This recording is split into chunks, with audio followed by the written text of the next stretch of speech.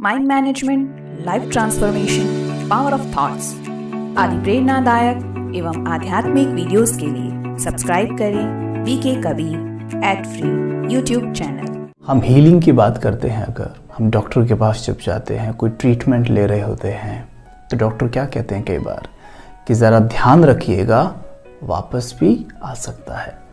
हमें डॉक्टर साहब से पूछना चाहिए कि डॉक्टर साहब आपने तो इसे हील कर दिया है, वापस क्यों आ जाएगा? लेकिन वो आ सकता है, इससे सिद्ध होता है कि उसे बिल्कुल जड़ से ख़त्म नहीं किया गया है। जैसे वृक्ष, अगर वृक्ष को आप ज़मीन लेवल पर काट दें और जड़ से ना निकालें, दिखने से तो ऐसे लगेगा जैसे कि वहाँ वृक्ष है नहीं, लेकिन कुछ दिन पश्चात वृक्ष फिर से आ जाएगा। जैसे वृक्ष को खाद पानी मिलेगा, वृक्ष आ जाएगा।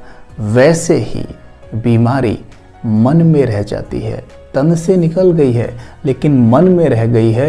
जब उसे संकल्पों का खाद पानी मिलता है, वो बीमारी फिर से पनपने लगती है। वो संकल्प कौन से हैं? जैसे हम क्रिएट करते हैं बार बार, पता नहीं कहीं ये बीमारी मुझे वापस ना हो जाए। उसको भी हो गई थी, उसका ट्रीटमेंट चला था, फिर उसको वापस हो गई थी। डॉक्टर ने उसको भी कहा था कि ज़रा ध्यान रखना, उसको हो गई थी, कहीं मुझे ना हो जाए। तो बार बार हम क्या कर रहे हैं कि उस मन को हम ये खाद पानी दे रहे हैं, निरंतर संकल्पों का बार बार खाद पानी देने से क्या होता है, वो फिर से बीमारी पनपने लगती है। इस बात पर गौर करें। देखिए, हमारी इस बॉडी के अंदर एक प्रकाश की बॉडी होती है, लाइट का शरीर, एनर्जी बॉडी जिसको कहते हैं, सटल बॉडी। उसके अंदर आत्मा, पॉइंट ऑफ लाइट बैठी होती है, राइट। और आत्मा में मन होता है। आत्मा ही विचार चलाती है मन के द्वारा। अब निरंतर वो जो विचार चलाती है, वो एनर्जी पूरी लाइट की बॉडी में फैलती जाती है, या कहें आपकी एनर्जी बॉडी वैसी ही बनती जाती है। अगर हम बहुत पावरफुल प्योर थॉट चलाते हैं, डिवाइन थॉट चलाते हैं, तो हमारी लाइट की बॉडी डिवाइन होती जाती है, वाइट होती जाती है। लेकिन जब हम बहुत नेगेटिव वेस्ट थॉट हमारे चलते हैं, तो हमारी एनर्जी बॉडी डार्क होती जाती है। और उसी को दूसरे शब्दों में ऑरा भी कहा जाता है कि इसका ऑरा बहुत ही दूषित लगता है। मतलब जैसे हम इसके पास खड़े होते हैं तो मूड ऑफ होता है। और इनका ऑरा कितना अच्छा है, इनके पास खड़े होते हैं ना, बहुत सुकून मिलता है। देखिए, ये संकल्पों से तय होता है। तो यहाँ पर हमें क्या गौर करना है कि हमें हमेशा डिवाइन पावरफुल थॉट ही क्रिएट करने हैं। जितना ज़्यादा आप पावरफुल प्योर थॉट क्रिएट करेंगे, आप देखेंगे आपका ऑरा बहुत पावरफुल होता जाएगा, आपका शरीर निरोग बनता जाएगा और आप बहुत सुखी रहने लगेंगे। तो यहाँ पर क्या करना है, मानो कि हमें कोई बीमारी है, तो हम क्या करें, उसे जड़ से ख़त्म करें। और जड़ से ख़त्म कैसे करेंगे? मन को थॉट देकर। मानो मैं अपने मन को थॉट दूँ बार बार कि हाय बीमारी, मुझे बहुत बीमारी है, मैं बहुत परेशान हूँ, बहुत दुखी हूँ, मेरे को ही होनी थी क्या? तो इससे क्या होता है, वो संकल्प मेरी पूरी एनर्जी बॉडी में फैलते जाते हैं। और स्पेशली मानिए कि आपका बॉडी का कोई पार्ट पहले से ही कमज़ोर है, मानो आपको यहाँ हाथ में दर्द रहता है। जब कभी भी परेशान होंगे, नेगेटिव ज़्यादा सोचेंगे, तो देखेंगे आपके यहाँ पर ही दर्द होने के चांसेस सबसे ज़्यादा होते हैं, क्योंकि वहाँ से वो थॉट की नेगेटिव एनर्जी मेरी लाइट की बॉडी में वहाँ पर एक दाग बनाती जाती है। और फिर ये 5 तत्वों की जो बॉडी है, इस पर उसका असर आ जाता है। तो अगर इसे मानो मुझे हील करना है, तो मुझे क्या थॉट क्रिएट करना चाहिए? ज़रा सोचिए। अगर मुझे इसे हील करना है, तो इसके ऑपोजिट मुझे बहुत powerful pure divine thought create करना चाहिए। जैसे कि हम एक थॉट ले सकते हैं, मैं मास्टर रूहानी सर्जन हूँ। देखिए, एक थॉट था मैं रोगी हूँ, मैं दुखी हूँ, मैं परेशान हूँ। उसके एकदम ऑपोजिट क्या थॉट, मैं मास्टर रूहानी सर्जन हूँ। अब इसका अर्थ क्या है? जो राजयोगी हैं वो जानते हैं इसका अर्थ क्या है। लेकिन अगर हम राजयोग नहीं करते हैं या हमने अभी सीखा नहीं है, तो आप इसे एक मंत्र की तरह भी यूज़ कर सकते हैं। जैसे मानो आपको कोई मंत्र मिल गया हो लेकिन फिर भी इसका अर्थ समझ लीजिए। मास्टर रूहानी सर्जन का अर्थ होता है कि वो रूहानी सर्जन, परमात्मा जो है, रूहानी सर्जन परमात्मा को कहते हैं, उनकी शक्तियों की उसके पास मास्टरी है, क्योंकि वो हमारे पिता हैं और बच्चे के पास पिता की सभी शक्तियां होती हैं।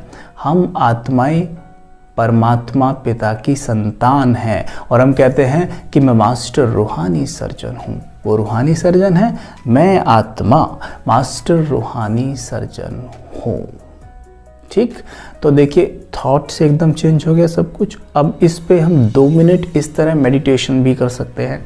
जैसे मानो आप सवेरे जागते ही हल्के से मुस्कुराइए, मुस्कुराकर अपने प्यारे परम पिता को याद कीजिए, उन्हें गुड मॉर्निंग बोलिए।